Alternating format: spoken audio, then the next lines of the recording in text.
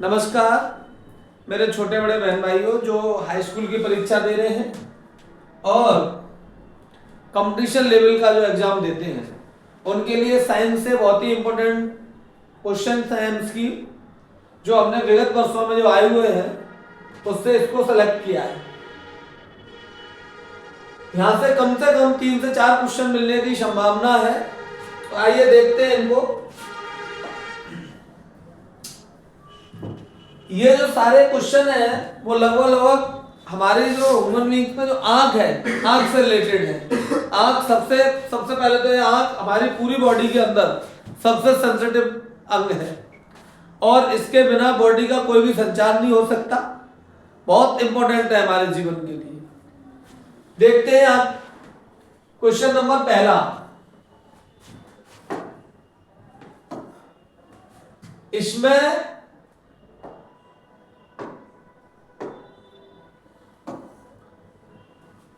पहला क्वेश्चन है, मानव आंख का आकार किसके समान होता है। हमें जो आंख बाहर से दिखती है वो थोड़ी चपटी आकार की होती है, जबकि आंख गोल टाइप होती है, क्योंकि जो हमारी ये शेप है ऊपर की, ये आंख नहीं मानी जाती, इसके अंदर जो है वो आंख मानी जाती है। तो उसको कभी किसी जानवर की आंख देखी हो आपने तो लगभग गोल सी होती है। तो आंख हमारी कैसी होती है? गोलाकार होती है। आंख कैसी होती है? गोलाकार होती है। कभी कभी बच्चे एग्जाम में बैठे होते हैं तो अपनी आंख से हिसाब लगा लेते हैं कि गोल नहीं होती है। ऐसा नहीं, आंख गोलाकार होती है। तो हमारे ऊपर से पलक लगे हुए हैं इसमें। नेक्स्ट है, मानव आंख में प्रवेश करने वाली प्रकाश किरण किससे होकर जाती है। हमारी आंख के अंदर एक भाग होता है कॉर्निया, जो साइड में होता है। ये प्रकाश की किरण को आंख में प्रवेश कराता है। कॉर्निया क्या कराता है? जो हमारा जो लाइट है उसको उसके अंदर इमेज कराता है और उसको प्रवेश कराता है। तो प्रकाश किससे प्रवेश होता है आंख में? बहुत सारे बच्चे कहते हैं लेंस से प्रवेश होता है, सामने से नहीं, उसको कॉर्निया प्रवेश कराती है। आंख में पुतली का क्या कार्य है? पुतली का मतलब जो हमारे आंख के अंदर जो ब्लैक जो हिस्सा होता है वो हमारी पुतली पे आता है। तो उसका काम है प्रकाश की मात्रा को नियंत्रित करना। जो ब्लैक हिस्सा है, आप कितना भी प्रकाश दीजिए सामने से, वो हमारे माइंड तक उतने ही को ले जाएगी जिसकी आवश्यकता है। बाकी के प्रकाश को वो डिटेक्ट करके वापस कर देगी। कहने का मतलब उसके कंट्रोल करती है। जो हमारे मस्तिष्क को या हमें देखने के लिए हमको हमारी जो आवश्यकता होती है उतने ही प्रकाश को उसके अंदर ले जाएगी, बाकी के प्रकाश को वापस कर देगी या पलक द्वारा उसे कंट्रोल कर लेगी। कहने का मतलब पुतली जो हमारी है वो प्रकाश को नियंत्रित करती है, पूरा कंट्रोल करती है। नेक्स्ट है क्वेश्चन नंबर 4, पुतली का आकार कौन नियंत्रित करता है। अब पुतली है, पुतली हमारी फिक्स नहीं है, उसे एक आंख की कोय, उसको एक हिंदी भाषा में कहते हैं कोय, वो उसको और उसमें कहते हैं आइस, वो उसको नियंत्रित करती है। पुतली कितना काम करना चाहिए, यूं कर जाएगी, छोटी कर जाएगी। आप आंख में एकदम झपक के कोई हाथ कर दो सामने से तो वो अपने आप ही थोड़ी सी बंद हो जाएगी या अपने आप को कंट्रोल कर लेगी। तो वो है हमारा अंग है आइस। क्या है? Ice, iris. आंख में लेंस किस प्रकार का होता है? आंख के अंदर उत्तल लेंस होता है। कौन सा लेंस होता है? उत्तल लेंस, उभरा हुआ लेंस होता है। आंख पे देखना, हाथ फिराना उस पर तो उभरा हुआ होता है, शेप कर्व के शेप में होता है, तो वो उत्तल लेंस होता है। नेक्स्ट है, आंख में लेंस की फोकस दूरी कैसे बदली जाती है। आंख के अंदर लेंस की फोकस दूरी कैसे बदली जाती है? आंख के अंदर कोई इंस्ट्रूमेंट नहीं है जिसे हम आगे पीछे करके उसकी लेंस की फोकस दूरी को बदल दें। आंख में बहुत सारी अनगिनत मांसपेशियां हैं जिससे हमारी ये बनी हुई है। भाई ये प्रकृति के नेचुरल है, इसके अंदर कोई पार्ट नहीं है जिसे हम कम ज्यादा कर दें या तो उससे हमारी फोकस दूरी बदल जाए। तो उसको सिलियर मांसपेशियां, मांसपेशियां मतलब जो आंख की जो ऊपर की है, यहाँ पे जितनी भी जो मांसपेशियां हैं इस लेंस के ऊपर, वो इसको कंट्रोल करती है। किसको? फोकस दूरी को। भाई कोई दूरी है, हमें दूर की चीज देखनी है तो हम तिरछ बना के देखते हैं, पास की देखनी है संकीर्ण सूराख से देखते हैं तो आंख को छोटा कर लेते हैं। ये डिफरेंट टाइप के जो फिनोमिना होते हैं ये फोकस दूरी को कन्वर्ट करते हैं। नेक्स्ट है रेटिना। रेटिना होता है प्रतिबिंब, हम जिस चीज को देखते हैं उसका एक प्रतिबिंब बनता है, उस प्रतिबिंब को फिक्स करता है, कौन करता है? रेटिना। रेटिना किसको फिक्स करता है? प्रतिबिंब को। रेटिना किसको फिक्स करता है? प्रतिबिंब को। रेटिना पर बना प्रतिबिंब कैसा होता है? वास्तविक होता है। वास्तविक और उल्टा, कोई चीज हमें ऐसी है, इसका मुंह ऊपर की तरफ है, तो वास्तविक प्रतिबिंब में दिखेगा उल्टा, ठीक है। तो कहने का मतलब वास्तविक और उल्टा। रेटिना पर बना प्रतिबिंब कैसा होता है? वास्तविक और उल्टा। मस्तिष्क रेटिना के प्रतिबिंब को कैसे देखता है? सीधा। प्रतिबिंब उल्टा बनता है, लेकिन मस्तिष्क जो इमेज करता है उसे सीधा इमेज करता है। ठीक, आप ध्यान करिए, जो हमारा मस्तिष्क है वो हमारी इमेज को सीधी देखता है, लेकिन बनती कैसी है? उल्टी। अगर ऐसी बन रही है तो मस्तिष्क अपने आप में सेंस ऐसा करेगा उसे। नेक्स्ट है, आंख की सामान्य देखने की न्यूनतम दूरी कितनी होती है? 25 सेंटीमीटर। बहुत आने वाला क्वेश्चन है, हाई स्कूल में तो बहुत ही ज्यादा आता है। नेक्स्ट है, इसमें आंख की सामान्य दूरी देखने की क्षमता कितनी होती है? अनंत तक। 25 सेंटीमीटर तक देख सकता है, लेकिन अगर बात करें तो अनंत तक। सामान्य, साफ नहीं दिखेगा, दूर तक की चीज को एनालिसिस तो कर लेगा लेकिन साफ नहीं देख पाएगा। साफ कहां तक देखेगा? 25 सेंटीमीटर दूरी तक, और सामान्य तो अनंत तक। नेक्स्ट है, आंख में अंध बिंदु कहां होता है? जहां दृष्टि तंत्र का नहीं होती। अंत, ये अंत नहीं है, अंत। अंत बिंदु कहां होता है? जब दृष्टि तंत्र का नहीं होती। हमारी आंख में अंदर जो तंत्र है वो हमारा वहां से खत्म हो जाए तो वहां से हमारी क्या होता है?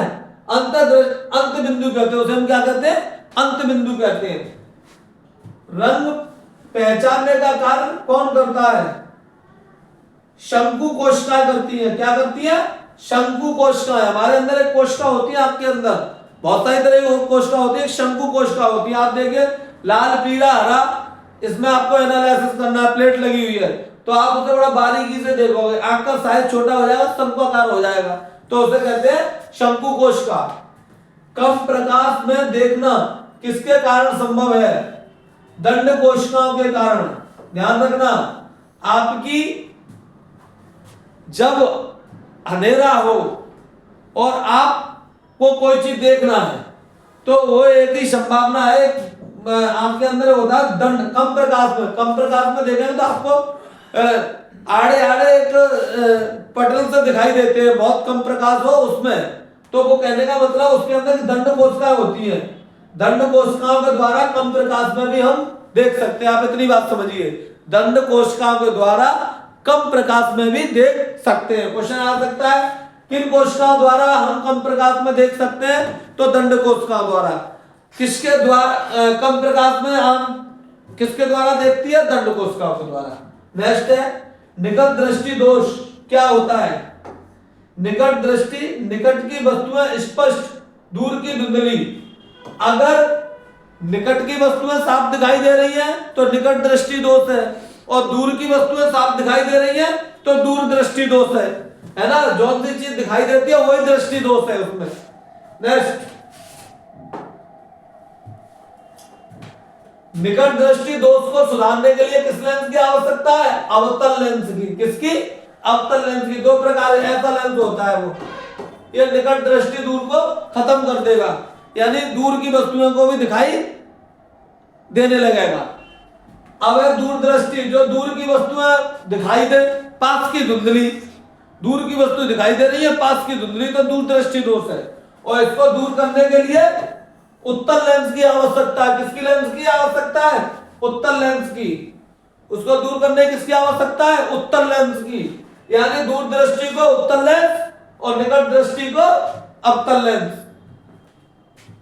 प्रेसबायोपिया किस कारण होता है?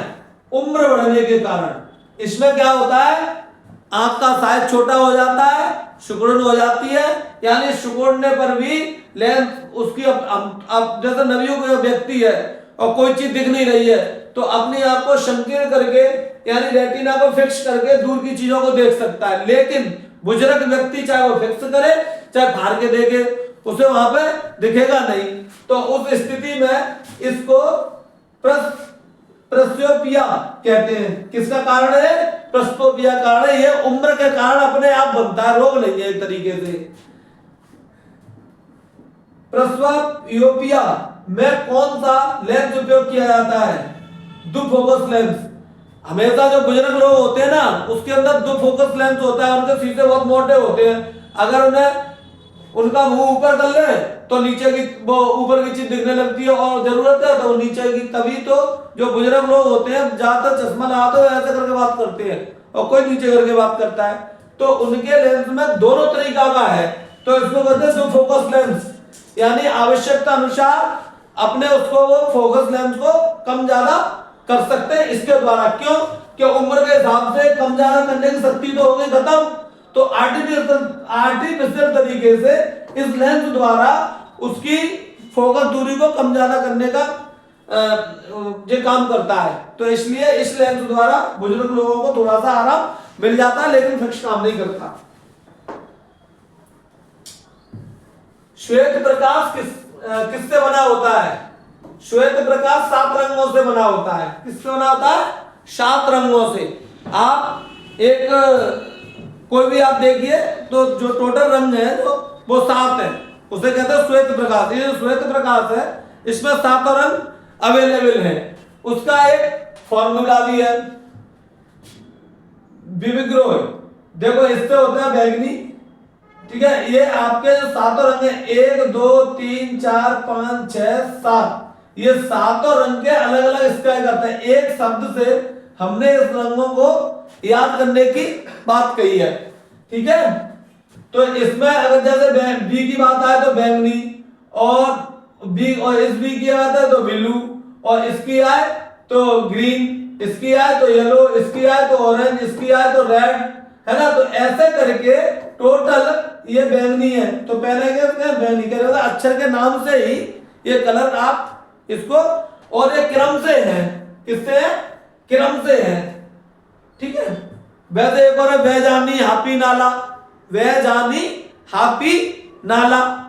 बैंगनी बे, बैंगनी जय, बेजा जामुनी, बेजानी नीला, हा हरा, पी पीला, ना ना नाला, ना से है आपका नारंगी, और ला और ला का मतलब लाल, ठीक है।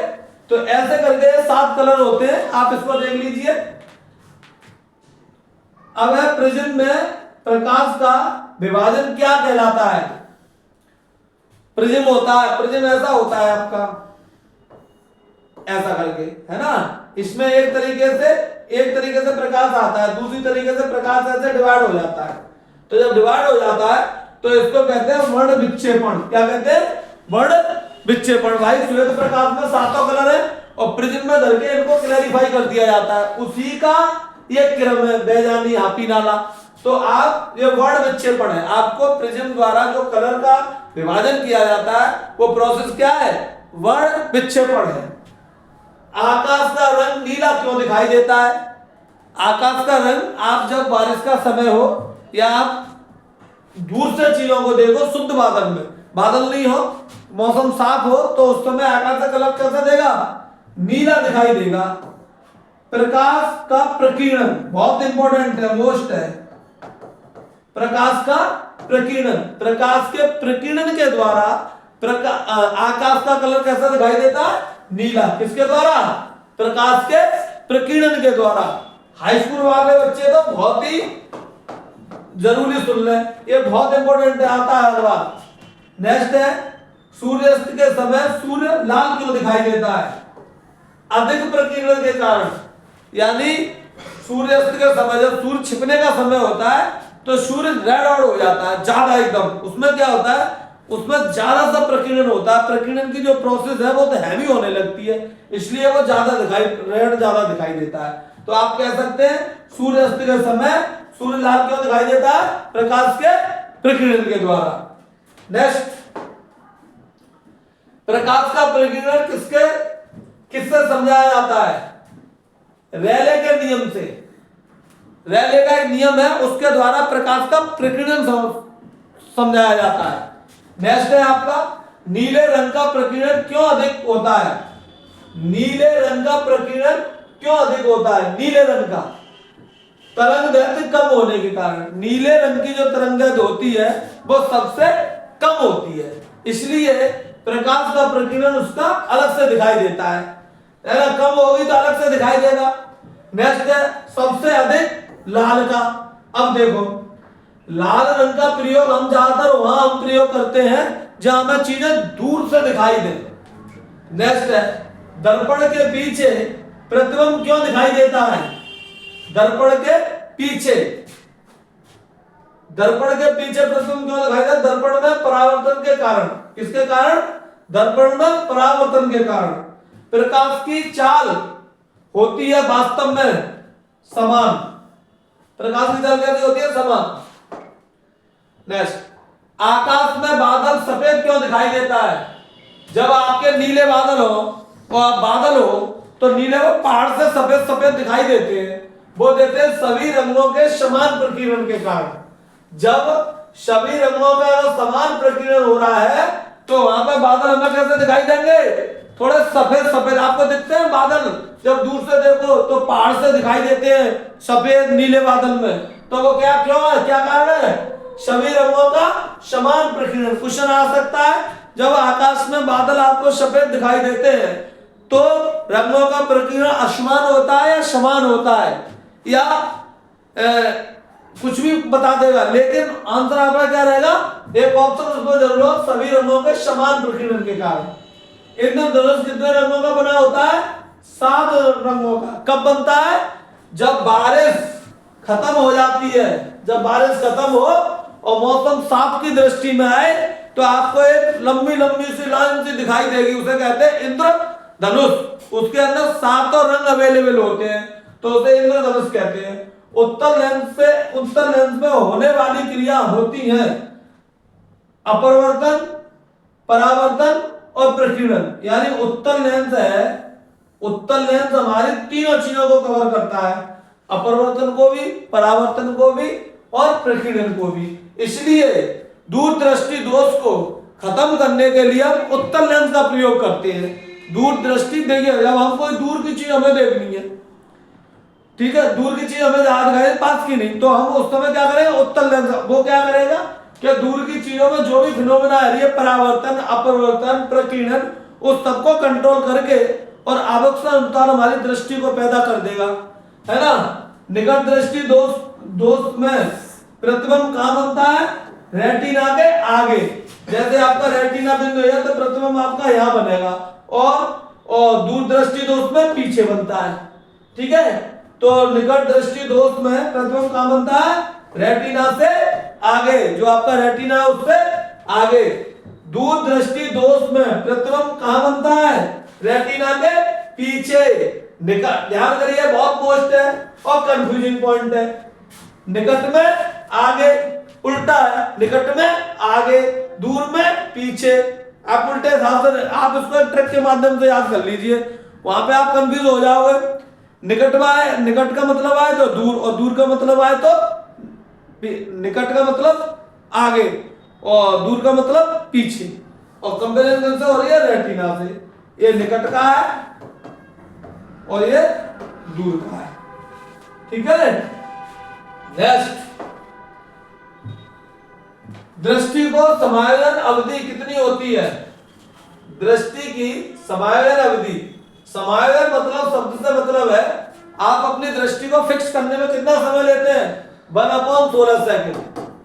अगर आपको किसी पर चित्त बांधना है, एक चीज से मैंने मान लो यहां से सिर हटाया, वो चीज देखनी है, नो करके जो देगी, तो कम से कम 1/16 सेकंड का समय लग जाएगा। 1/16 यानी 60 सेकंड अपॉन 16, 16 चौके 64 यानी 3.92 सेकंड के करीब आपको अपनी दृष्टि फिक्स करने में लग जाएगी। तब तक तो आपकी पुतली वहां पर जो आपकी दृष्टि वो सेट नहीं हो पाएगी, है ना।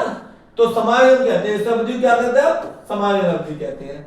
मानव आंख का सबसे संवेदनशील भाग कौन सा होता है? रेटिना। अगर आंख के अंदर सबसे संवेदनशील भाग कौन सा है? रेटिना। क्योंकि रेटिना ही हमारी दृष्टि को फिक्स करता है, इसलिए सबसे संवेदनशील भाग है। कॉर्निया का मुख्य कार्य क्या होता है? प्रकाश का अपवर्तन। कॉर्निया क्या करती है, प्रकाश को बाहर से लेती है और बाहर से लेकर अपवर्तन करके हमारी आंख की आवश्यकता अनुसार वहां पे रेटिना के पास भेजती है, जिसमें वो एनालिसिस करके हमें दृष्टि कैसी चाहिए, क्या चीज देखने चाहते हैं उसको दिखाती है। तो कॉर्निया का काम है, मुख्य कार्य है प्रकाश का अपवर्तन करके और प्रकाश के आंख के अंदर प्रकाश को भेजना। आंख की दृष्टि सीमा क्या कहलाती है, दृष्टि क्षेत्र। अगर आपको जहां तक की चीज दिख रही है वो आपकी दृष्टि क्षेत्र है, आंख देखना बंद कर दे आपकी दृष्टि क्षेत्र से बाहर है। तो जहां तक की चीज दिखे उस क्षेत्र को क्या कहते हैं, दृष्टि क्षेत्र।